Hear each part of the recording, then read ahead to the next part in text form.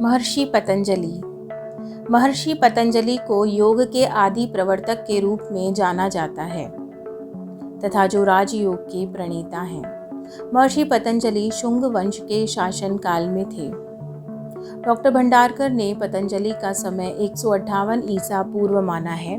उन्होंने पुष्यमित्र शुंग का अश्वमेध यज्ञ भी संपन्न कराया था। महर्षि पतंजलि द्वारा प्रणीत पातंजलि योग सूत्र राजयोग का महत्वपूर्ण ग्रंथ है।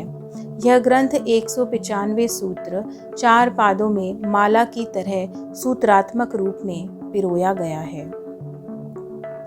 महर्षि पतंजलि के जन्मकाल एवं स्थान के बारे में ऐसा कोई निश्चित प्रमाण नहीं है। फिर भी विभिन्न शास्त्रों में उनकी दिव्य जन्म संबंधी प्रमाण मिलते हैं। इनका जन्म गोनार्द में हुआ। महर्षि पतंजलि से संबंधित एक कथानुसार वे मूलतः शेषनाग भगवान विष्णु के वाहन थे। एक समय भगवान विष्णु ने शिवजी का नृत्य देखते देखते अति आनंद के कारण स्वयं का देह विस्तार शुरू कर दिया। विस्तृत देह का बोझ सहन करना शेषनाग को कठिन लगा और उनके मुंह से फुनकार निकलने लगी। महालक्ष्मी यह देखकर डर गई। उन्होंने भगवान विष्णु को हिलाकर उनका ध्यान आकर्षित किया। तब उन्होंने तांडव नृत्य की प्रशंसा लक्ष्मी और शेषनाग से की। शेषनाग ने प्रशंसा सुनकर नृत्य देखने की इच्छा प्रकट की, जो कि शेष पृथ्वी पर ही वह नृत्य देख सकते थे। भगवान विष्णु ने उन्हें पृथ्वी पर अवतार लेने को भेजा और शेषनाग वहां से पृथ्वी पर पहुंच गए और जन्म लेने हेतु योग्य शरीर ढूंढने लगे। उनको भ्रमण में गोनार्द गांव की महिला गौनिका का दर्शन हुआ, जो पुत्र प्राप्ति हेतु तप कर रही थी। शेषनाग ने उनको माँ के रूप में स्वीकार करने का निर्णय लिया और माँ सूर्य को अर्घ्य प्रदान कर रही थी। उसी समय सूक्ष्म रूप धारण कर शेष उनकी अंजलि में प्रविष्ट हुए और उसी क्षण छोटे बालक के रूप में माँ के सम्मुख खड़े हो गए। माँ ने उन्हें गोदी में उठा लिया और बोली, चूंकि तुम मेरे अंजलि से गिरे हो, इसीलिए मैं तुम्हारा नाम पतंजलि रखती हूँ। महर्षि पतंजलि का जन्म संभवतः 3री व 4वीं शताब्दी माना जाता है। हालांकि पिता के नाम का कहीं उल्लेख नहीं है। पंडित रामचंद्र दीक्षित ने उनकी जीवनी लिखी है। उनमें शेष अवतार का जिक्र है। पतंजलि बाल्यावस्था से ही अध्ययनशील थे। उन्होंने घोर तपस्या की, जिसके परिणाम स्वरूप शिव प्रसन्न हो गए। दक्षिण भारत के चिदंबरम क्षेत्र में तांडव नृत्य देखने का सुख उनको प्राप्त हुआ।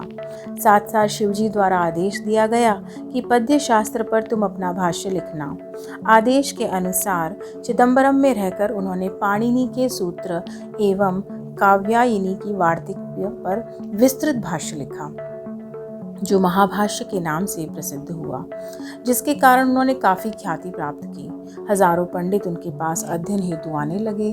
वे वहाँ पर्दे के पीछे बैठकर शेषनाग के रूप में ही सिखाते थे। शिष्यों को सशक्त आदेश था कि कोई भी पर्दे के पीछे नहीं दिखेगा। पर एक समय तीव्र उत्सुकता के कारण एक शिष्य ने गुरु आदेश का उल्लंघन किया और पर्दे से देखा।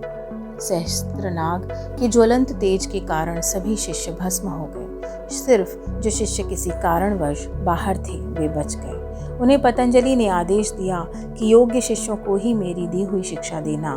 तत्पश्चात वे वहां से निकलकर अपने गांव गोनार्द गए, माता के दर्शन किए और बाद में शेषनाग का मूल रूप धारण कर प्रस्थान किया।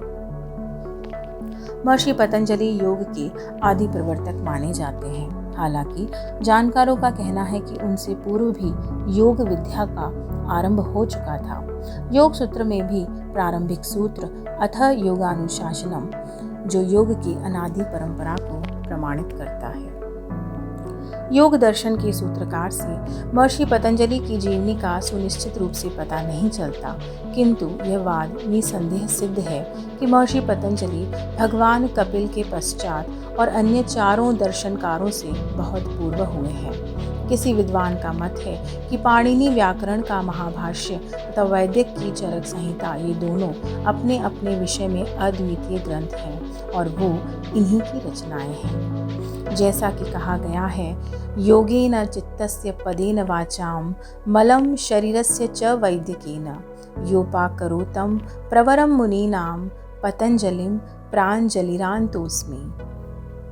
महर्षि पतंजलि के महत्वपूर्ण योगदान की व्याख्या इस श्लोक में मिलती है।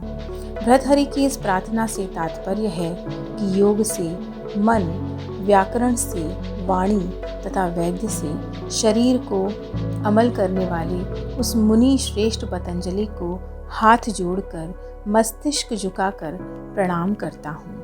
मन, वाणी और दोषों का निवारण करने वाले पतंजलि को मेरा कोटि कोटि वंदन, कोटि कोटि वंदन, कोटि कोटि वंदन। धन्यवाद।